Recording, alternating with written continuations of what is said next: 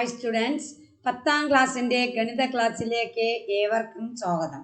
Second degree equation, രണ്ടാം കൃതി സമവാക്യങ്ങൾ, പേജ് നമ്പർ 79-ലെ ഒന്നാമത്തെ ചോദ്യമാണ് കൊടുത്തിരിക്കുന്നത്. When each side of a square was reduced by 2 meter, the area became 49 meter square. What was the length of a side of the original square?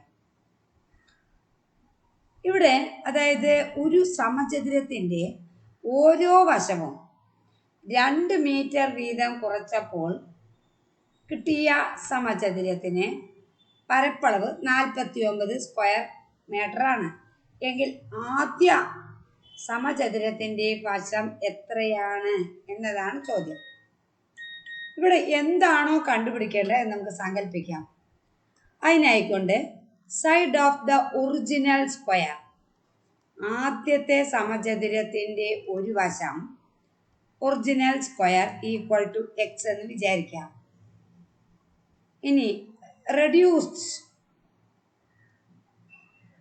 Side by 2 metre, 2 metre വീതം കുറച്ചപ്പോൾ കിട്ടിയ പുതിയതിൻ്റെ വശം x-2.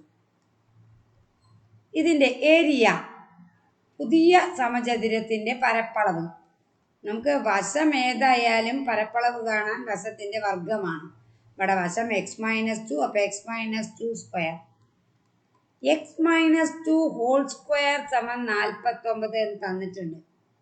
രണ്ട് ഭാഗത്തും taking square root on both sides, രണ്ട് ഭാഗത്തും വർഗമൂലം കാണുക. അപ്പോൾ x-2 equal to 7, x equal to 7 + 2 9 എന്ന് കിട്ടുന്നു. അപ്പോൾ ആദ്യ സമചതുരത്തിൻ്റെ വശം 9 എന്ന് കിട്ടി.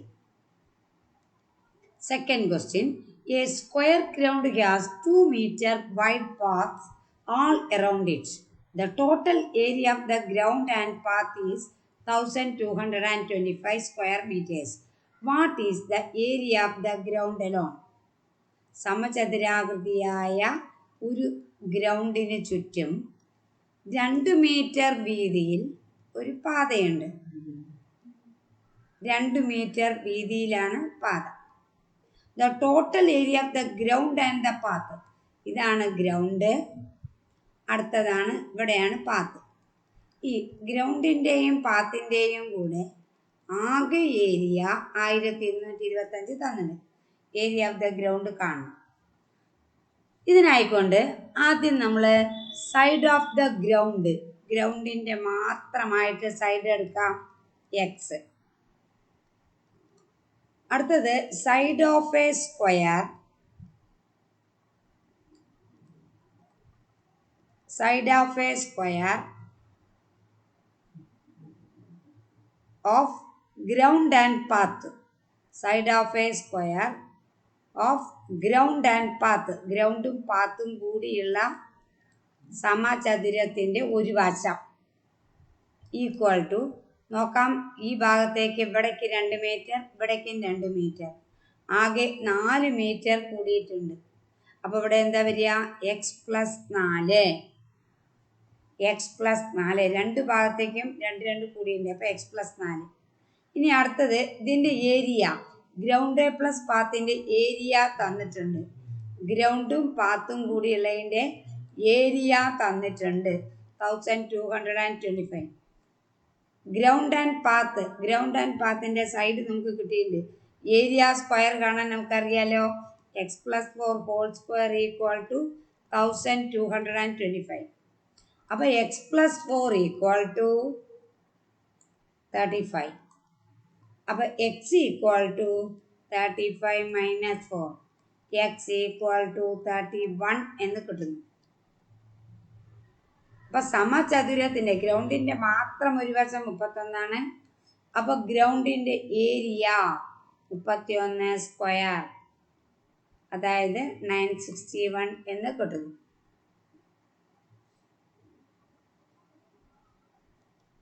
ഇതാണ് ഗ്രൗണ്ട്. അടുത്തത് ഇവിടെയാണ് പാത്ത്, 2 മീറ്റർ വീതിയിലാണ് എല്ലാ ഭാഗത്തും റോഡ് ഉള്ളത്. അപ്പോൾ ഗ്രൗണ്ടിൻ്റെ മാത്രം വശം ഗ്രൗണ്ടിൻ്റെ വശം എന്ന് പറയുന്ന എക്സ്. അപ്പോൾ ഗ്രൗണ്ട് പ്ലസ് പാത്തിൻ്റെ ഇതിൻ്റെ വശം എന്ന് പറയുന്നത് എക്സ് പ്ലസ് 4. അതിന് 2 മീറ്റർ 2 സൈഡിലേക്കും കൂടി. ഇനി അതിൻ്റെ പരപ്പളവ് തന്നിട്ടുണ്ട്. അതായത് എക്സ് പ്ലസ് 4 ഹോൾ സ്ക്വയർ സമം 1225. അപ്പോൾ എക്സ് പ്ലസ് 4 സമം റൂട്ട് 1225. അതായത് എക്സ് പ്ലസ് 4 സമം 35. അപ്പോൾ എക്സ് സമം 35 മൈനസ് 4, എക്സ് സമം 31. അപ്പോൾ ഗ്രൗണ്ടിൻ്റെ area of ground equal to 31 square equal to 961 എന്ന് കിട്ടുന്നു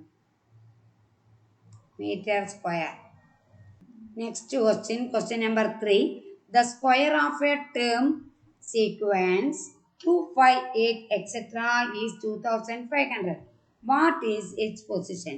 2, 5, 8, etc. എന്ന സമാന്തര ശ്രേണിയിലെ ഏതോ ഒരു പദത്തിൻ്റെ വർഗം 2500 ആണ്. What is its position? എത്രാമത്തേതാണ് പദം? ഈ സീക്വൻസിൻ്റെ 2, 5, 8 എക്സെട്ര എന്ന സീക്വൻസിലെ ഏതോ ഒരു ടേമിൻ്റെ പദം എത്രാമത്തേന്നറിയില്ല.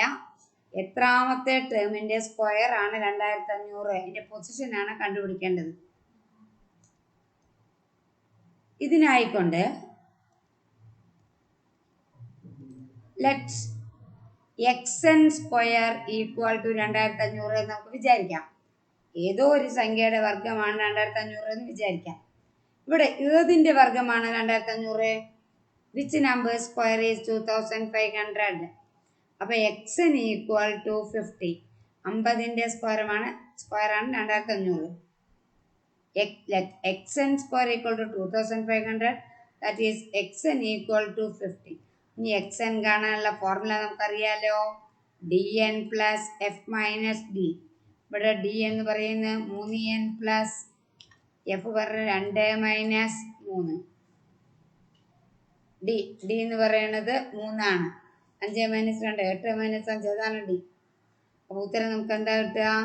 3n plus 2 minus 3. അപ്പോൾ 3n മൈനസ് 1. 3n മൈനസ് 1 അതായത് 3n മൈനസ് 1ൻ്റെ സ്ക്വയർ ആണ് 2500. അതായത് 3n മൈനസ് 1 ആണ് 50. കാരണം 50ൻ്റെ സ്ക്വയർ ആണല്ലോ 2500. അപ്പം 3n equal to 51. n equal to 51/3 സമം 17. അപ്പോൾ 17ാമത്തെ ടേമിൻ്റെ സ്ക്വയർ ആണ് 2500 എന്ന് കിട്ടുന്നു. Next question. 2000 rupees was deposited in a scheme in which interest is compounded annually. After 2 years, the amount in the account was 2200 rupees. What is the rate of interest? 2000 രൂപ ഒരാൾ ഒരു സ്കീമിൽ ബാങ്കിൽ നിക്ഷേപിച്ചു. കൂട്ടുപലിശ നിരക്കിലാണ് നിക്ഷേപിച്ചത്. 2 വർഷം കഴിഞ്ഞപ്പോൾ തുക 2200 രൂപയായെങ്കിൽ അതിൻ്റെ പലിശ നിരക്ക് കാണുക. ഇവിടെ നിക്ഷേപിച്ച തുക പി എന്നത് 2000 രൂപയാണ്. കാലാവധി 2 വർഷമാണ്. 2 വർഷത്തിന് ശേഷം കിട്ടിയത് ആകെ തുക 2200 രൂപയാണ്. കൂട്ടുപലിശ നിരക്കിൽ തുക കാണുന്നതിനുള്ള സൂത്രവാക്യം എ സമം P into 1 plus R by 100 whole power n എന്നതാണ്. അപ്പോൾ ഇവിടെ 2200 സമം 2000 into 1 plus R by 100 whole power 2. കാരണം n 2 വർഷമാണ്.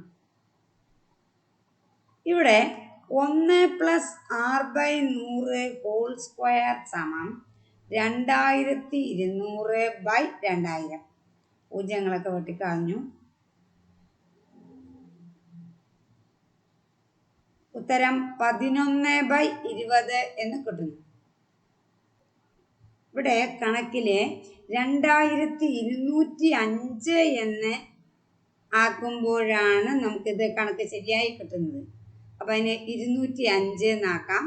അപ്പം 2205/2000 5 കൊണ്ട് നമ്മൾ വെട്ടുമ്പോഴേ 1 + r/100 whole square equal to 5×20 5×20 1 divide by 5×20 2 0 എന്ന് കിട്ടുന്നു. രണ്ട് ഭാഗത്തും റൂട്ട് എടുക്കുമ്പോഴേ 1 + r/100 സമം ഇവിടെ 21/20 എന്ന് കിട്ടും. ആയതുകൊണ്ട് r/100 സമം 21/20 -1. അപ്പോൾ r/100 സമം 21/20 -100 എന്ന് കിട്ടുന്നു.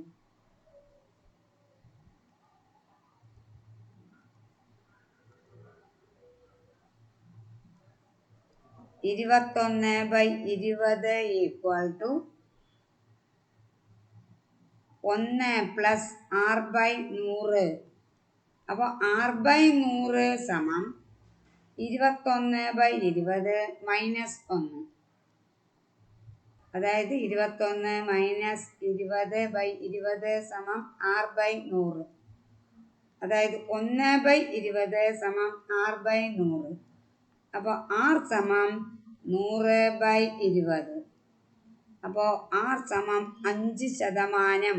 അപ്പോൾ റേറ്റ് 5% നിരക്കാണ് എന്ന് കിട്ടുന്നു. അടുത്ത ഒരു ക്വസ്റ്റ്യൻ ആണ്. One side of a rectangle is 2 meters longer than the other side and its area is 224 meters square. What are the length of the sides? ഒരു സമചതുരത്തിന്റെ ഒരു വശത്തിന് മറ്റൊരു വശത്തേക്കാൾ 2 മീറ്റർ കൂടുതലാണ്. അതിൻ്റെ പരപ്പളവ് 224 വശങ്ങളുടെ നീളം കാണണം. ഇതിനായിക്കൊണ്ട് നമുക്കൊരു ചതുരം വരയ്ക്കാം. ഒരു വശം എക്സ് എന്നെടുക്കാം, മറ്റേ വശം അതിനേക്കാൾ 2 കൂടുതൽ. ഏതോ ഒരു വശം എക്സ് എടുക്കാം, ബ്രെഡ്ത്ത് എക്സ് എടുക്കാം. അപ്പം ലെങ്ത് ഈക്വൽ ടു നീളത്തേക്കാൾ കൂടുതൽ. ഇനി ഏരിയ എന്ന് പറയുന്നത്, what is area of a rectangle? Area of a rectangle എന്ന് പറയുന്നത് നീളം ഇൻറ്റു വീതിയാണ്. നീളം ഇൻറ്റു വീതി, അതായത് X into X plus 2 equal to ആണ് 224. അപ്പോൾ ഒരു സംഖ്യയും അതിനേക്കാൾ 2 കൂടിയതും ചേർന്നതാണ് 224. അതിനായിക്കൊണ്ട് നമുക്ക് 224നെ ഫാക്ടറൈസ് ചെയ്യാം. 1 1 2, വീണ്ടും 2 കൊണ്ട് 56, വീണ്ടും 2 കൊണ്ട് 28,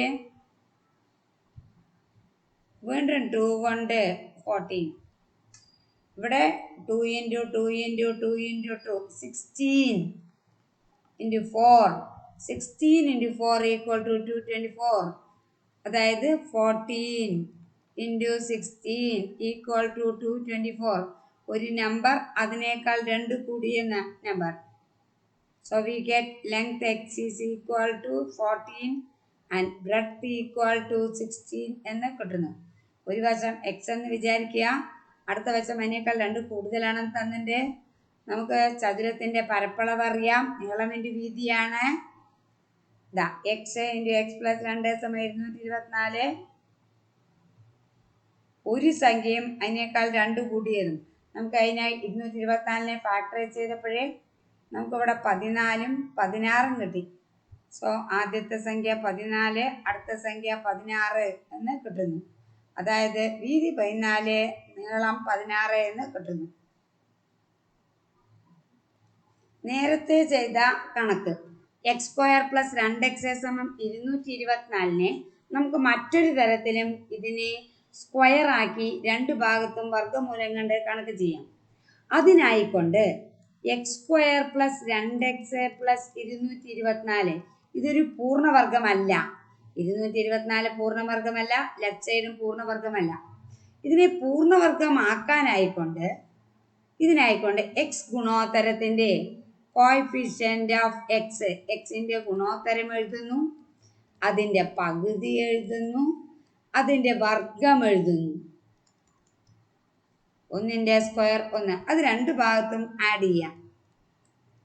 എക്സ് കോഎഫിഷ്യന്റിന്റെ ഹാഫിന്റെ സ്ക്വയർ, എക്സ് ഗുണോത്തരത്തിന്റെ പകുതിയുടെ വർഗം രണ്ടു ഭാഗത്തും കൂട്ടുക.